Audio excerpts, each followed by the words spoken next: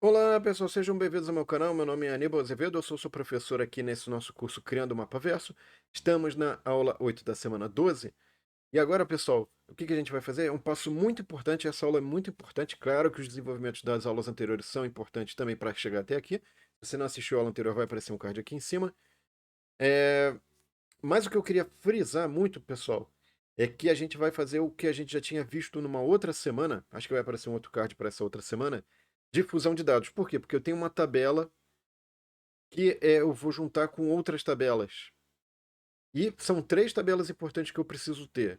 É uma tabela referente à produção de soja, uma tabela quais são as georreferências dos municípios produtores, uma tabela referente aos hubs, aos possíveis locais onde eu posso instalar centros de consolidação de soja, e, por último, uma tabela também com os locais, os possíveis locais, os portos, na verdade, não são possíveis locais, são os portos por onde vai escoar essa soja para exportação. Feito esse pequeno preâmbulo, pessoal, lembre-se que na descrição do vídeo tem o notebook que a gente vai usar ao longo dessa aula. Tá tudo livre, gratuito, você pode copiar, colar, usar, enfim, tá à vontade. E também, pessoal, lembrando de vocês curtirem, compartilharem, comentarem, fazer o que for necessário para eu entender se tá legal, se não tá bom, o que pode ser melhorado, enfim, para a gente evoluir o nosso canal aqui, tá bom? Obrigado, então vamos fazer o seguinte, pessoal, vamos ao código para essa pessoa. Ah, obrigado, acabou a aula. Não, vamos, começou, apenas começou, tá? Então, como eu já havia mencionado, já fez esse preâmbulo, primeira coisa importante é que você vai pegar a gente vai começar pelos dados de hub, tá, pessoal? Então você tinha ali uma variável chamada hubs, tá certo? Que eram basicamente os nomes dos municípios onde eu posso instalar os hubs. Então vamos voltar aqui só para vocês lembrarem, e eu também lembrar. Tá vendo aqui, ó? Então essa variável aqui, hubs, é um data frame. Foi visto em que aula? Foi visto na aula 5, ó. Aula 5, certo? E aí, na aula 5 também a gente viu essa variável portos, que vai ser importante, tá? Que era só uma tabelinha ali, só com os nomes dos municípios onde tem os portos ali por onde pode escoar a soja. Mas voltando para hubs, pessoal, vou voltar para o hubs aqui. Então aqui, ó, left hubs, certo? Hubs. Então o que significa isso? Eu vou juntar duas tabelas. Na tabela da esquerda vai ser hubs, os nomes dos municípios, e na tabela da direita eu vou pegar uma informação que está na variável df2. E aí você fala, nossa, mas quem que é df2? Df2, deixa eu tirar esse cara daqui, ó. É justamente, pessoal, esse data frame que a gente obteve dessa página aqui, né? Essa tabela aqui, que tem o código IBGE, o nome do município, a latitude e a longitude, que são essas informaçõezinhas aqui, tá? Então o que eu faço? Como é que eu junto essas tabelas? Como é que ele vai juntar as tabelas? Tem que ter algo em comum. Olha, esse aqui junta com esse. Essa linha junta com essa aqui nesse ponto. Então o que vai ser? Isso aqui eu tenho que botar left on. Ele vai olhar para o conteúdo da coluna nome desse data frame hubs e o right on, ou seja, ele vai olhar para o conteúdo da coluna nome da data frame df2 e vai juntar. E o que é inner? Tem que ser igual. Quer dizer, inner é interseção, tá? Então ele vai olhar, esse aqui é igual a esse, junta. Pum. Esse é igual a esse, junta. Se tiver um nome em hubs que não está em DF2, ele não junta. E vice-versa. Se tiver um nome em DF2 que não está em hubs, ele não junta. Isso poderia ser o Walter, né? O-U-2-T-E-R, tá? Não, só um T, enfim. Então seria outro parâmetro, como é que ele junta? How, né? Seria diferente, ok? Mas a gente vai botar o inner, porque tem que ser igual. Se não for igual, não junta, tá? Beleza. Então o que ele faz aqui? Ele vai jogar isso aqui esse resultado no Final Hubs. Só que pode surgir duplicatas.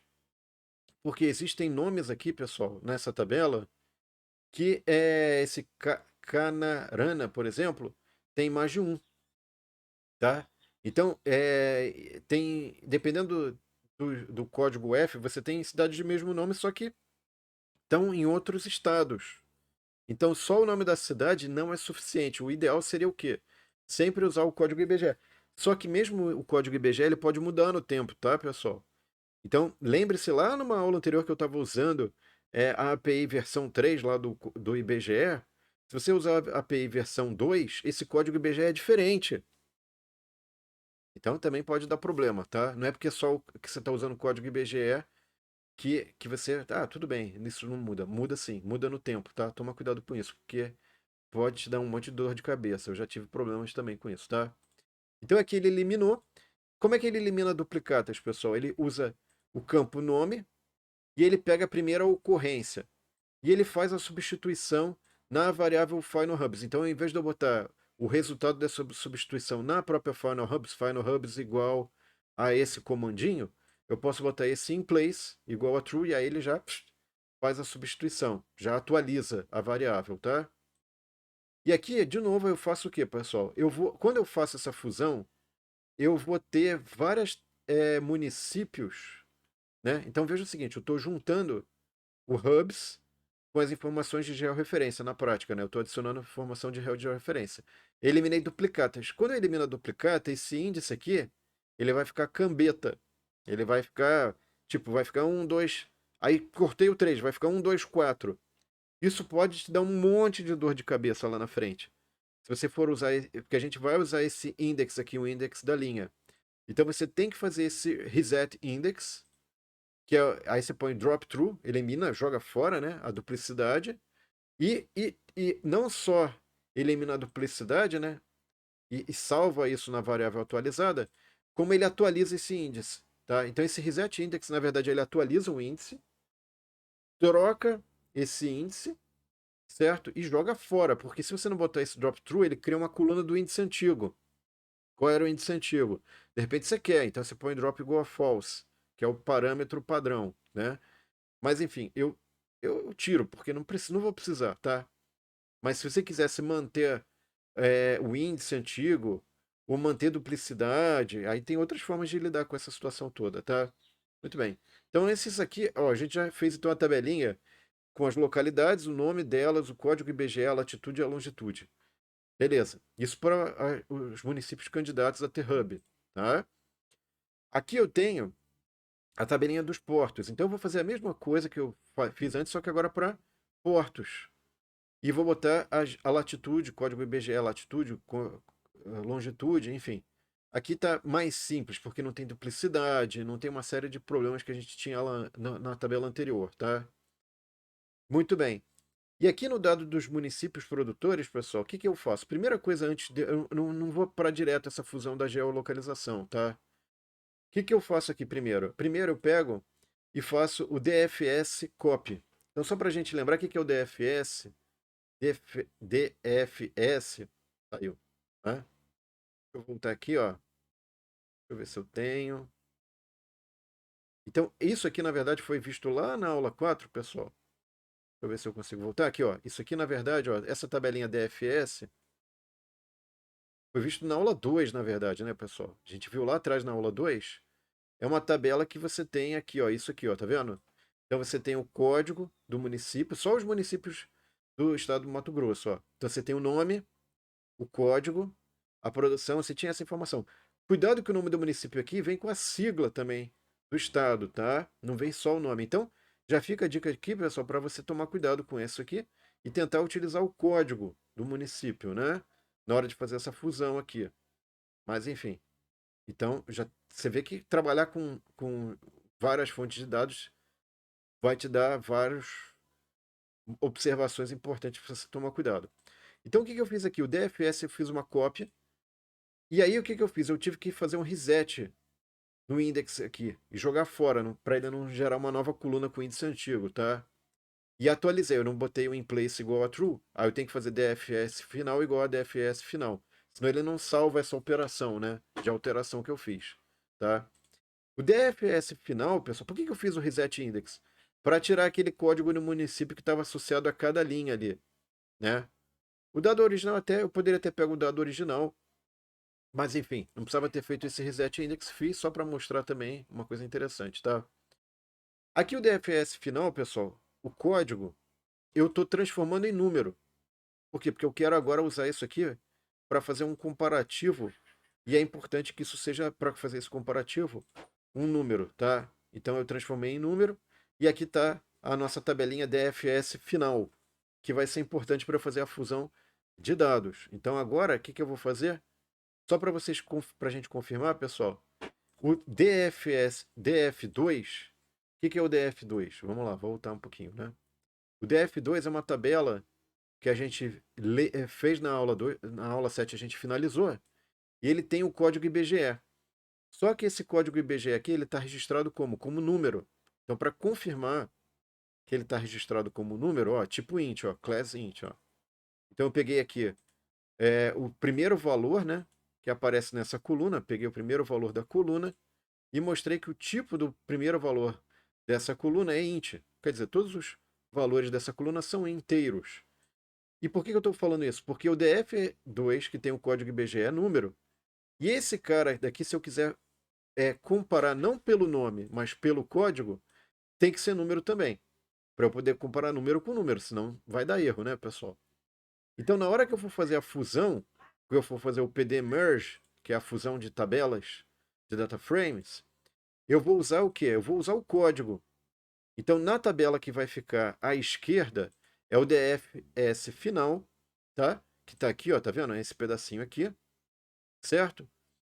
E aí, na esquerda, pessoal, eu tenho, na direita, desculpa, eu tenho a outra tabela, que é a DF2, e eu vou usar código IBGE. Então, veja que aqui, para fazer a fusão das duas tabelas, eu tenho que usar o código e o código IBGE. E como os dois são do mesmo tipo, são números, aí eu consigo juntar os dois, porque ele compara um com o outro. Ah, esse aqui é igual a esse, sendo número, os dois sendo números, ok. Sendo os dois string também, mas se for um número outro string, dá ruim. Tá? Já estou avisando de possíveis problemas aí. E por que eu tive que usar código IBGE, pessoal? Porque veja o seguinte, aqui a coluna municípios está Acorizal MT. E a coluna nome está Acorizal sem essa sigla. Ah, mas você não poderia ter vindo aqui no dado e limpado, tirado o MT? Tem, mas isso é um custo computacional, ok, pessoal? Bastante caro, por sinal. E você pode fazer uma comparação de strings e acima de um certo percentual você considera igual. Mas isso pode dar uma série de falsos positivos. Tem um monte de problema envolvido nisso, além de uma complexidade computacional. Eu optei por uma solução mais barata, mais rápida, mais simples em termos de código aqui, tá? Enfim, dá para fazer de várias formas isso. Eu optei aqui pela mais segura, talvez aí aqui dê um pouquinho de, de passo a passo o trabalho, mas é o passo a passo mais simples, eu diria, tá? O importante é que, na verdade, agora eu estou associando ao nome de cada município a geolocalização, né? Então agora eu tenho a produção e a geolocalização, onde é que ele está posicionado, né? Então é no centro do município, ok? Claro que pode, dentro do município, você poderia escolher outras áreas, mas eu tenho que escolher um ponto, ó, é nesse município, onde? No centro ali do município, vamos falar assim, né? No centro de massa ali, o geodésico do município, tá? Bom, então com isso, pessoal, a gente finalizou. A gente tem as informações de georreferência da produção, que é isso que eu estou mostrando agora, tem dos portos e tem também aí dos possíveis locais para instalação de hub. Com essas três informações, eu consigo calcular a distância entre os pontos. Porque sem essa informação de distância, eu não consigo construir um modelo de otimização para fazer a logística, para fazer também os mapas de fluxo. Ah! E aí, a próxima aula, eu vou mostrar para vocês um pacote bem legal que vai ajudar a gente no cálculo dessas distâncias entre esses pontos, para fazer o modelo de transbordo, tá bom? Que é um modelo de otimização associado a essa conversa toda que a gente está fazendo. Beleza? Obrigado pela atenção, pessoal. Espero que vocês tenham gostado. Não esqueçam de curtir e compartilhar para que mais pessoas tenham acesso a esse conteúdo. E vejo vocês na próxima aula. Um abraço e até lá. Tchau!